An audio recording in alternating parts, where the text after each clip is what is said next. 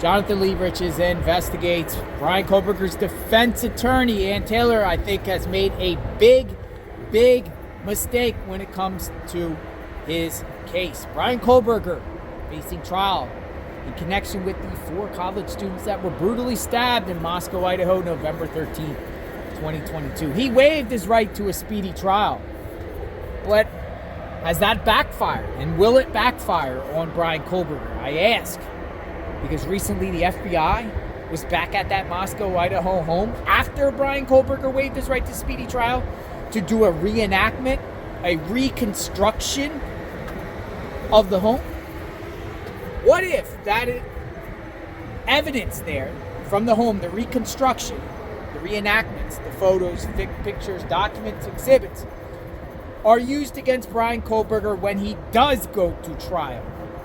It's going to be awfully interesting because if he's convicted based off that and the jury seeing all of that, you could say that Bryan Kohberger at that point's defense had made a miscalculation when it comes to his case because they were ready to go to trial.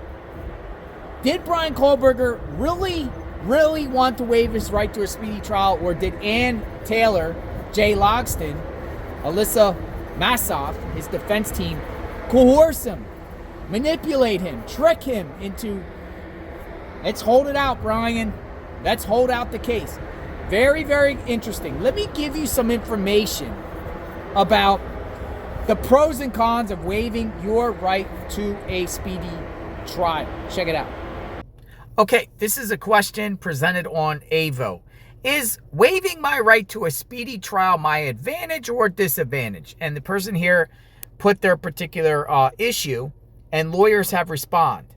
And one of the lawyers here said, the rule of thumb that most of us use is this: out of custody, waive time; in custody, demand a speedy trial. That's very interesting right there. Bryan Kohberger is in custody. Should he have demanded a speedy trial?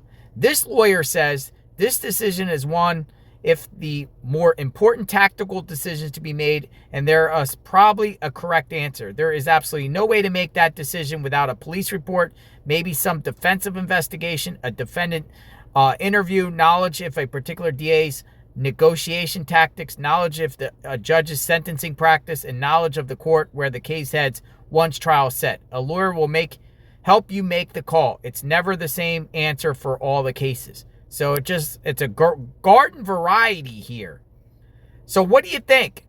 Advantage or disadvantage?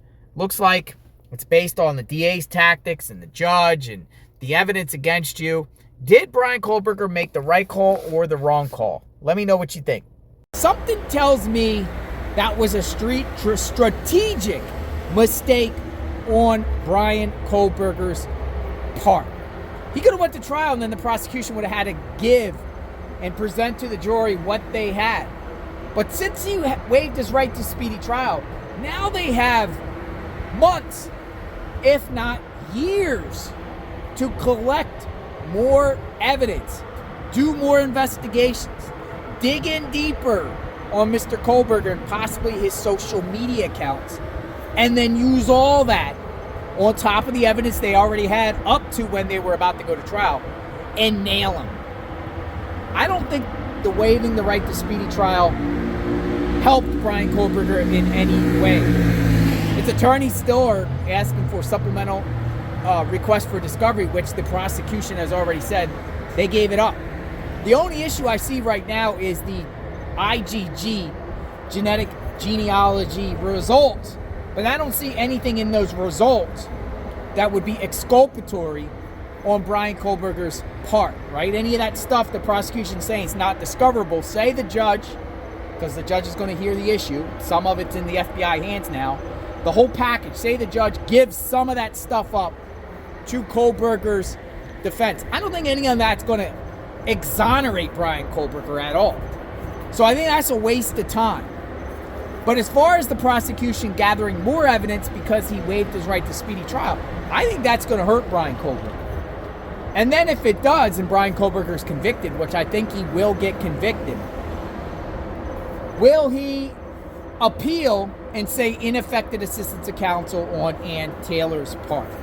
What's your thoughts on all that? I'm covering this case extensively, and I just think that was a mistake. Some people are even saying Ann Taylor was selectively put in to his case to sabotage it on purpose. Like Ann Taylor is working for the prosecution's office. Now, that's a very fair question to say, because we'll just talk about the federal government, and we'll talk about the AUSAs, attorney generals, and public defenders. They work in the same office a lot together, get paid by the same taxpayers. So in Bryan Kohberger or any defendant's particular situation, you have a public defender that gets paid by the taxpayers, and you have a prosecution that gets paid by the taxpayers. You don't think they're like working hand in hand with one another? Makes it very, very interesting. Subscribe to my channel, hit the notification button. Let me know what you think. Or are you on the fence of what I said? Or anything I say doesn't make sense? Let me know. If I didn't make sense, please let me know.